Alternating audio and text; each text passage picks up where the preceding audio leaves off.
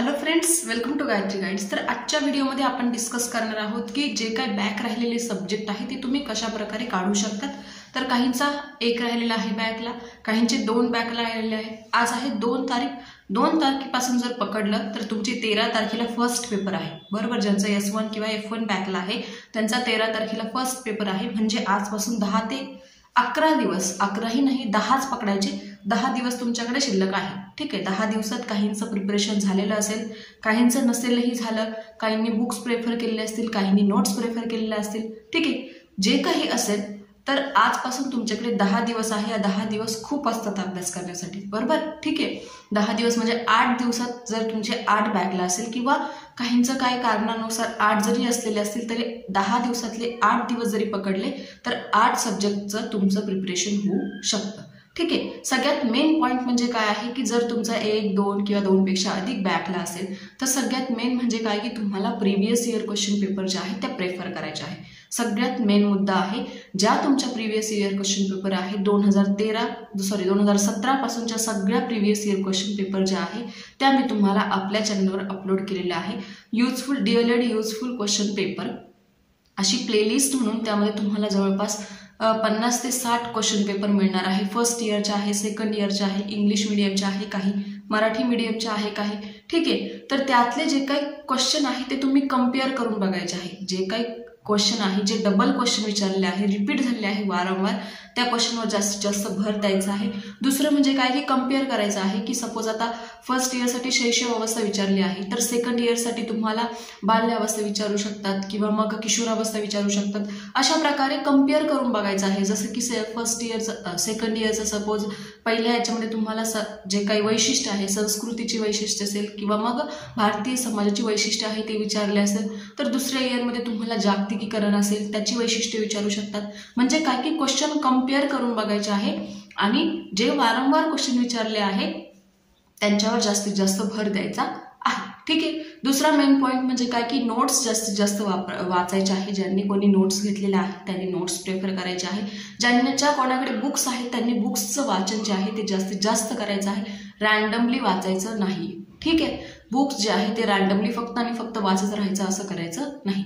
जे काही main points आहे ते वाचायचे आहे। आता बुकमध्ये सगळं दिलेलं असतं डिटेलमध्ये, बरोबर।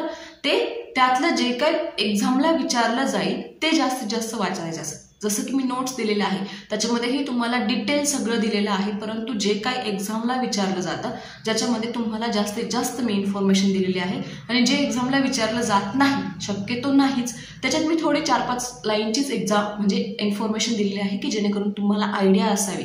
नाहीतर नंतर म्हणशील की मॅडमने हा पॉईंट डायरेक्ट स्किपच केला होता, हा तर नोट्समध्ये नव्हताच आणि हा पेपरला आला, असं काही नाही। मी 4-5 लाईनमध्ये जे पेपरला विचारलेलंच नाही कधी ते सुद्धा नोट्समध्ये थोडंफार प्रमाणात पुरवलेलं आहे, परंतु जे काही इम्पॉर्टंट आहे ते सगळे डिटेल इन्फॉर्मेशन मी त्या ठिकाणी टाकलेली आहे। त्यांचे फायदे असेल, तोटे असेल, गरज आहे, महत्त्व आहे, वैशिष्ट्य आहे, सगळ्या गोष्टी त्या ज्या आहेत त्या नोट्समध्ये कव्हर केलेल्या आहे। ठीक आहे, दुसरं मेन पॉईंट म्हणजे काय की जे काही तुमची क्वेश्चन आन्सर शीट जी आहे ती व्यवस्थितपणे तुम्हाला त्याला डेकोरेट करायचं आहे। ब्लॅक ब्ल्यू प्लेनचा यूज करा, बरोबर। जर पॉईंट वाईज आन्सर लिहा, 1 पॉईंट 2 पॉईंट 3 पॉईंट 2 मार्क्स असेल तर 4 ते 5 लाईनचा आन्सर आला पाहिजे किंवा पॉईंटचा आन्सर आला पाहिजे। 4 मार्क्ससाठी जर असेल तर 8 ते 10 किंवा 12 पॉईंटमध्ये तुमचं आन्सर आलं पाहिजे। म्हणजे काय की निबंधा टाईप म्हणजे सरसरळ जे काय आहे तसं आन्सर लिहायचं नाही आहे, पॉईंट वाईज लिहायचं आहे, मुद्देसूद लिहायचं आहे। आन्सर संपलं की त्याच्या खाली 4 ते 5 किंवा 2 ते 3 लाईन आरामशीर सोडून द्यायच्या आहे। म्हणजे काय की तुमचं आन्सर शीट जे आहे ते सुटसुटीत दिसेल, बरोबर। आता ज्यांची बॅकला राहिलेलं आहे किंवा मग आता जी काय डिसेंबरची एक्झाम आहे ती बॅकलावाल्यांचीच असते, बरोबर।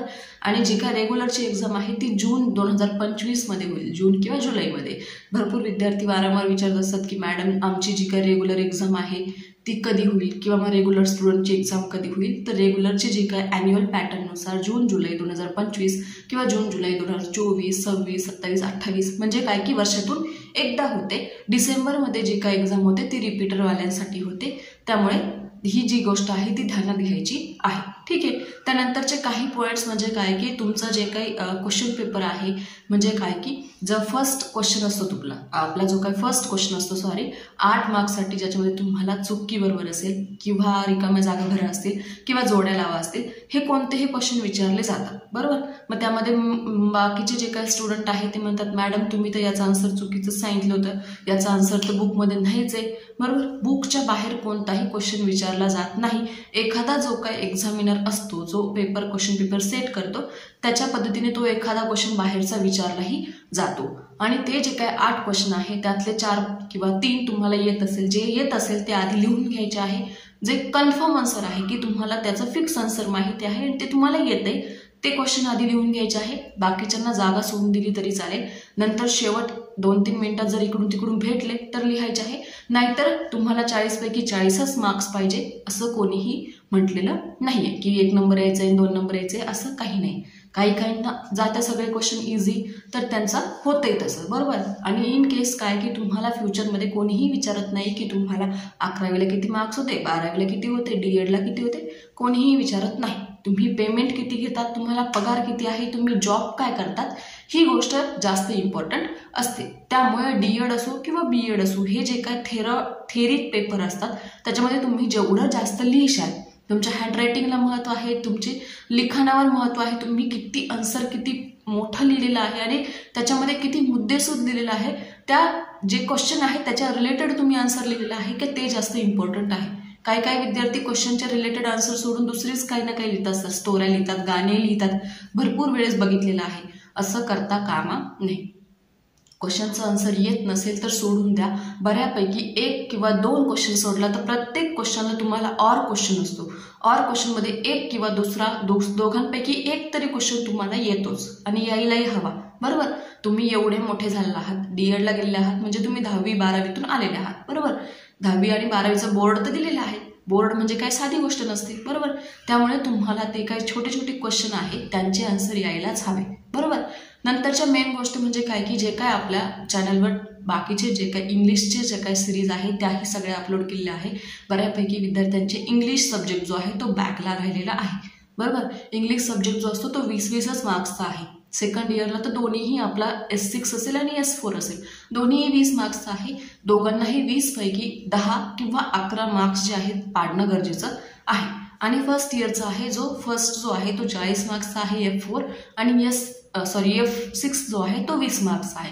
त्यामुळे एकदम इझी आहे. पण मुलं त्या ठिकाणी गोंधळून जातात, काही आर्ट साईडचे असतात त्यामुळे त्यांची गडबड होते, ठीक आहे. तर घाबरायचं काही कारण नाही आहे. एकदम सिंपल क्वेश्चन असतात आणि तेच क्वेश्चन जे आहे इंग्लिशमध्ये तेच क्वेश्चन तुम्हाला वारंवार विचारले असतात. कम्युनिकेशन म्हणजे काय, कम्युनिकेशनचे टाईप लिहा किंवा मग लिसनिंग स्किल असेल, स्पीकिंग स्किल असेल, आपल्याला माहिती आहे LSRW, लिसनिंग, स्पीकिंग, रीडिंग आणि रायटिंग. त्या स्किलपैकी त्यांचे जे काही फीचर्स असेल किंवा मग त्यांचे जे काही फायदे तोटे जे असतात ते विचारलेले असतात. एकदम इझी आहे, एकदम सोपी क्वेश्चन पेपर असते. D.Ed असो किंवा B.Ed असो, एकदम इझी क्वेश्चन पेपर असते. गोंधळून जायचं कारण नाही, बरोबर. हे जे काही गोष्टी आहेत त्या व्यवस्थितपणे तुम्ही ध्यानात ठेवल्या तर तुम्हाला पेपर जो आहे तो इझी जाईल आणि तुम्ही व्यवस्थितपणे पास होणार आहात, ठीक आहे. आज 2 तारीख झाली, 2 ते 10 दिवस पकडले म्हणजे 12 तारखेपर्यंत 10 दिवस बाकी आहे. 13 तारखेला तुमचा फर्स्ट पेपर आहे. ज्यांचा F1 बॅकला आहे, S1 बॅकला आहे, त्यांचा फर्स्ट पेपर जो आहे तो 13 तारखेला आहे. टाइम टेबल व्यवस्थितपणे बघून घ्यायचं आहे. टाईम काय आहे त्याच्यानुसार जायचं आहे. ज्या काही तुम्हाला गोष्टी लागणार आहे, पेन, पेन्सिल, जे काही असेल, रबर वगैरे, इकडे तिकडे मागायची गरज पडता कामा नाही. 1 ऐवजी 3 पेनं घेऊन जा, 4 पेनं घेऊन जा. एक बंद पडला तर दुसरा असायला हवा. नाहीतर काही विद्यार्थी असतात एकच पेन घेऊन येतात, तो हरवून जातो किंवा बंद पडून जातो, मग इकडे तिकडे मागत बसतात. असं करता कामा नाही. तुम्ही मोठे झालेले आहात, तुम्हाला या छोट्या छोट्या गोष्टी कळायला पाहिजे, ठीक आहे. तर अशा प्रकारे व्यवस्थितपणे अभ्यास करा. 8 दिवस बाकी आहे किंवा 10 दिवस बाकी आहे. 10 दिवसात तुमचा 8ही सब्जेक्टचा जो काही स्टडी आहे तो होऊ शकतो. केला तर, नाही केलं तर काहीच नाही होणार आणि केलं तर सगळंच होतंय, ठीक आहे. तर अशा प्रकारे आजचा हा शॉर्टकट व्हिडिओ होता. मेन म्हणजे काय सांगितलं, प्रिव्हियस इयर क्वेश्चन पेपर ध्यानात घ्या, त्यातले सेम क्वेश्चन जे विचारले आहे तेही ध्यानात घ्या. काय डिफरन्स आहे तो लक्षात घ्या. फर्स्ट क्वेश्चन जो आहे 8 मार्क्सचा तो तुमच्याही हातात नसतो आणि माझ्याही हातात नसतो. नाही तर म्हणशाल की मॅडम तुम्ही तर याचा आन्सर हेच सांगितलं होतं आणि तिथे तर वेगळंच काहीतरी विचारलं. जे काय आपल्या मोठ्या क्वेश्चन्स असतात, CTET असेल, TET असेल, तिथे सुद्धा तुम्हाला ऑप्शन दिलेले असतात, बरोबर. 4 ऑप्शन असतात, त्यापैकी 1 बरोबर असतो, परंतु इथे तुम्हाला ऑप्शन दिलेलं नसतं. त्यामुळे जे काय आहे तो पेपर किंवा पहिल्या क्वेश्चनमध्ये तुम्हाला 4 किंवा 5 मार्क्स मिळत असेल तर चांगलीच गोष्ट आहे. परंतु बाकीचे जे क्वेश्चन आहे ते क्वेश्चन जे आहे ते तुमचे हातातून जाता कामा नये, कारण तिथे तुम्हाला जास्तीत जास्त लिहायचं आहे आणि जेवढं जास्त तुमची हँडरायटिंग चांगली असेल, लिखाणाचा स्पीड जेवढा असेल तेवढी जास्त तुमची क्वेश्चन आन्सर शीट जी आहे ती कव्हर होणार आहे, पटापट कव्हर होणार आहे. जर तुमचा लिखाणाचा स्पीड कमी असेल तर तुम्हाला टाईम पुरणार नाही. जेवढा जास्त तुमचा स्पीड असेल तर तुमचे सगळे क्वेश्चन लिहून होतील. ऑर क्वेश्चन असतात, ऑर क्वेश्चनवरही ध्यान द्यायचं आहे. काही विद्यार्थी ऑर क्वेश्चन बघत नाही, मग त्यांना वाटतं की यार पहिला तर मला येत नव्हता, मी तोडकं फोडकं काही लिहून दिलं आणि दुसरा मला येतोय. अशा वेळेस काय होतं, आपला टाईम तिथे वाया जातो. ऑर क्वेश्चन लिहित बसला तर टाईम वाया जातो. त्यामुळे एकच क्वेश्चन लिहायचं आहे, जिथे 3 पैकी 2 विचारले आहे 2च लिहायचे आहे. जास्त हुशारकी करायची गरज नाही. ही तिन्ही येत आहे मग तिन्हीही लिहा, काहीच गरज नाही, कारण पुढचे जे काही क्वेश्चन असतात त्याला आपल्याला टाईम पुरत नाही असं करत बसलं तर. ठीक आहे, त्यामुळे प्रिव्हियस इयर क्वेश्चन पेपर ध्यानात घ्या. जे काही सेम क्वेश्चन आहे तेही ध्यानात घ्या, काय विचारले आहे तेही ध्यानात घ्या. नोट्स प्रिफर करा, पुस्तकी वाचन करा, जास्तीत जास्त वाचन करा.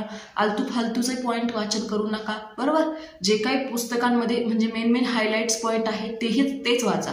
मी नोट्समध्ये सुद्धा काय केलं आहे, जे क्वेश्चन कधी विचारलेलेच नाहीये, पॉईंट कधी विचारलेलेच नाहीये, त्यावर 3 ते 4 लाईनमध्येच तुम्हाला नोट्समध्ये लिहिलेलं आहे. परंतु ज्यावर तुम्हाला वारंवार विचारलेलं आहे ते तुम्हाला डिटेलमध्ये फायदे, तोटे, वैशिष्ट्ये, महत्त्व, गरज काय आहे ते सगळं तुम्हाला त्या ठिकाणी पुरवलेलं आहे. त्यामुळे नुसतं फक्त वाचायचं काम करू नका, जे इम्पॉर्टंट आहे तेच वाचा. ठीक आहे, रोज तुम्ही एक पुस्तक घेऊन बसला तर प्रत्येक पुस्तकामध्ये आय थिंक 3 ते 4 किंवा 5 धडे आहे मॅक्झिमम. 5 तासात 5 धडे तुमचे आरामशीर वाचून होतात. बरोबर, व्यवस्थितपणे वाचायचं आहे, एकही पॉईंट स्किप करायचा नाही, जे इम्पॉर्टंट आहे ते. ठीक आहे, तर अशा प्रकारे तुमचा जो काही बॅकचा पेपर आहे तो तुम्ही व्यवस्थितपणे काढू शकतात आणि चांगले मार्क्स मिळवून काढू शकतात. व्यवस्थितपणे सिस्टमॅटिक जर अभ्यास केला तर. हँड रिटनवर लक्ष द्यायचं आहे.